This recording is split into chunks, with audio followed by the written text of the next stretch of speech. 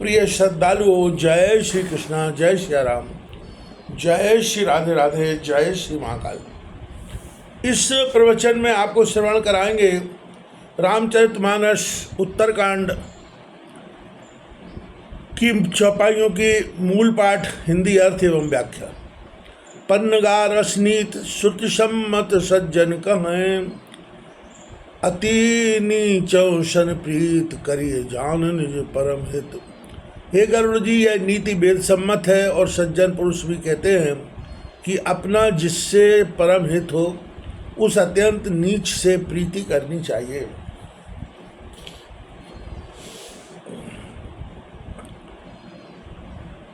पाठ कीटते होए तहिते पाटंबर रुचिर, क्रमिपाल सब कोए परम अपावन प्राण सम।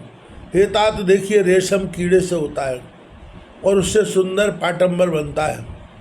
यद्यपि वह कीड़ा अति अपवित्र है, परंतु हितकर जानकर सब कोई उसको प्राणों के समान पालते हैं। स्वार्थ सांच जीव नेहा, मन क्रम वचन राम पद नेहा। सोई पावन सोई सुभग शरीरा, जो तनु पाए भजय रघुवीरा। जीवन का सच्चा स्वार्थ यही है कि मन कर्म वचन से रघुनाथ जी के चरणों में प्रीति करना। वही पवित्र और वही सुंदर शरीर वाला है जो शरीर को पाकर रघुनाथ जी का भजन करे। राम विमुख लय विदिशम देहि, कवि को विद न प्रशंसयते। राम भक्ति है तनोर जामी, ताते मुँह परम प्रिय स्वामी। राम से विमुख होकर यदि विधाता के समान भी देह मिले तो कवि और पंडित उसकी बड़ाई नहीं करते।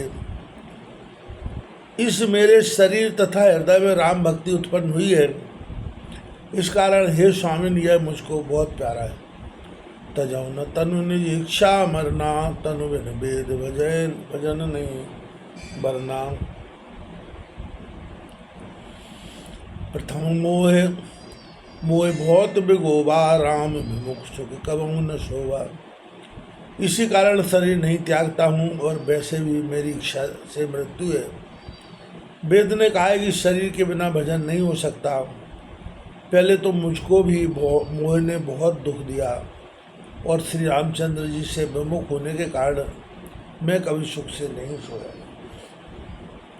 नाना जन्म कर्म पुण्य नाना, किए योग जब तप मख दाना। कवन योनि जन्मे उजहन नाही, मैं खगेश ब्रह्म ब्रह्म जगमाऊँ।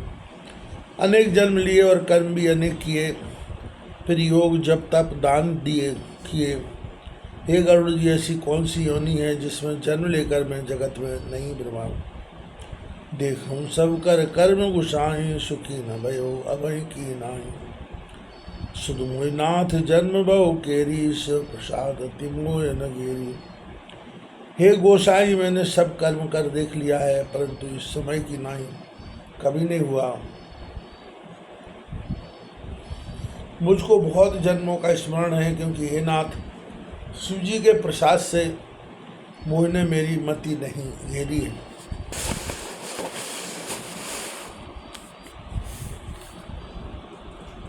प्रथम जन्म के चरित अब कहूँ सुनो बहंगेश, और सुन प्रभु पद रति उपजे जाते बुटाए कलेश। पहले जन्म के चरित्र वर्णन करता हूँ। हे गरुड़ जी, सुनिए, जिसके सुनने से प्रभु के चरणों में प्रीति उपजे और क्लेश मिट जाए। पूर्व कल्प में एक प्रभु, युग कलयुग मलमूल। नर अरुणार धर्मरत, सकल निगम प्रतिकूल।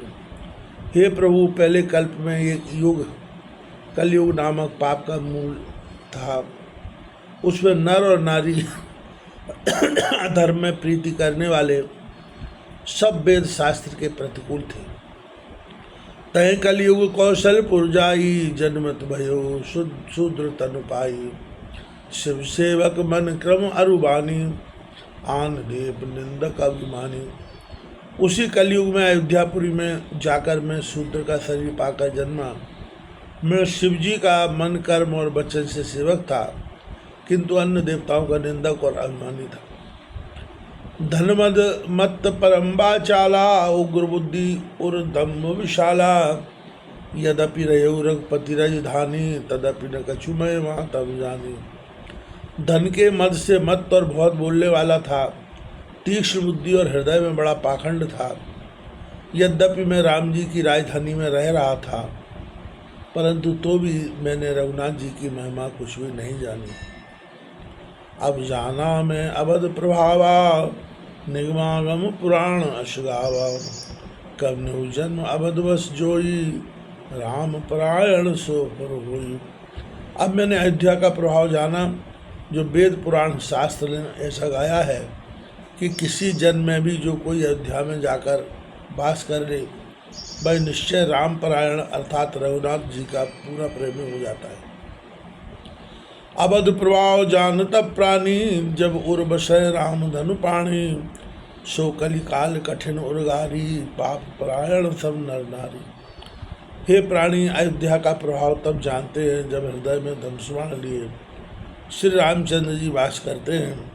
हे गरुड़ जी, वह काल कठिन था, उसमें सब नर नारी महापापिष्ट थे। कलिमल ग्रसे धर्म सब लुप्त भये, सदग्रंथ दैमिन निजपति। तल्प कर प्रकट कीन भव पंथ।